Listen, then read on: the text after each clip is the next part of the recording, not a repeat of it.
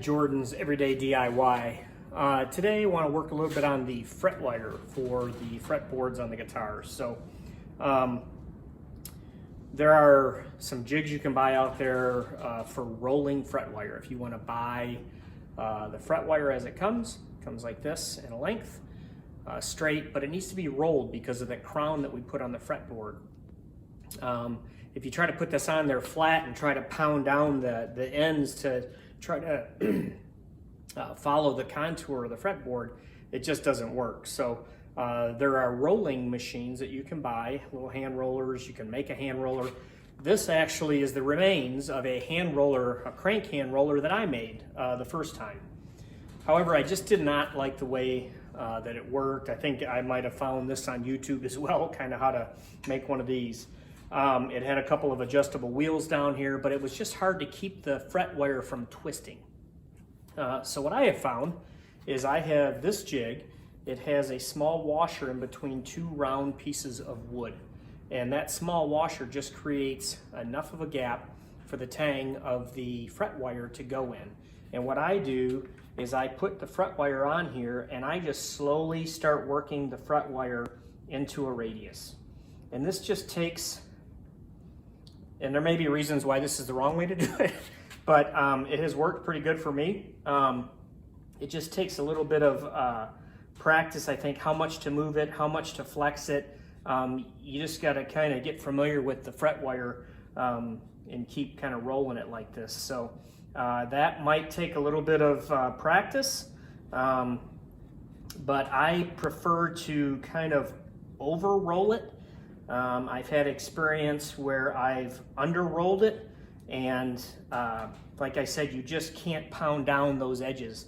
And to try to remove one of these out of a fresh fretboard just doesn't work out real well. I mean, the little teeth on the tang of the Fretwire just kind of really bites into the fretboard and wants to kind of tear at that grain as you remove it. So you can kind of wind up with a bit of a mess to fix. So as you can see, I'm just kind of working through this whole piece of Fretwire.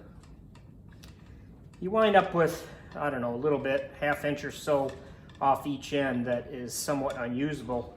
If you've ever worked in metal and rolled any tube, depending on the kind of machine you have, you usually wind up with a little bit of waste on the ends that are kind of flat that you just can't roll. And my thumbs are just only so strong, and you wind up with some small flats. So what I'll do now is I'll take this over to the fretboard. We'll measure some rough arc lengths for each fret. I'll snip it off and we'll pound those into the grooves. So let's go over there and do that. Okay, so here's my fretboard. You can see here, here's the bird's eye maple one. I had already rolled this Fretwire and installed it in the slots. I'll come back later, we'll clip all these off, and we'll file the ends of these. We'll tape on the fretboard so we're not messing up the fretboard. Still a lot of work to go on this, but that's pretty much the Fretwires installed right there. So all I did was I took my rolled Fretwire, kind of lay it on here, eyeball it. I just put my thumb on there because you want a little excess, and I crimp it. You wind up with this nice little arced piece of Fretwire. And put that in both ends of the slot.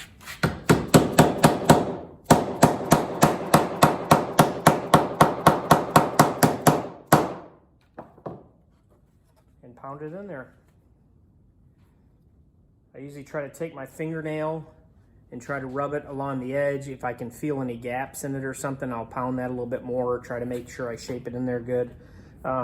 As you go, you may vibrate a couple of these up a little bit. You got to go back and kind of pound these down again. But that's essentially it. We're going to go along, fill in the rest of these, and end up getting these all clipped off and finished up.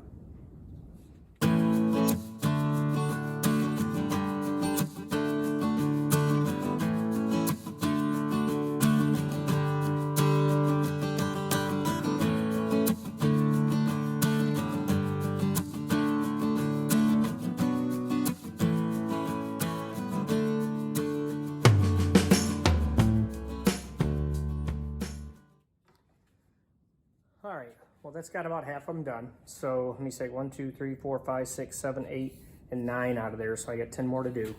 It's coming along pretty good. Again, we'll get the rest of these done, get them cleaned up, and we'll have ourselves some fretboards.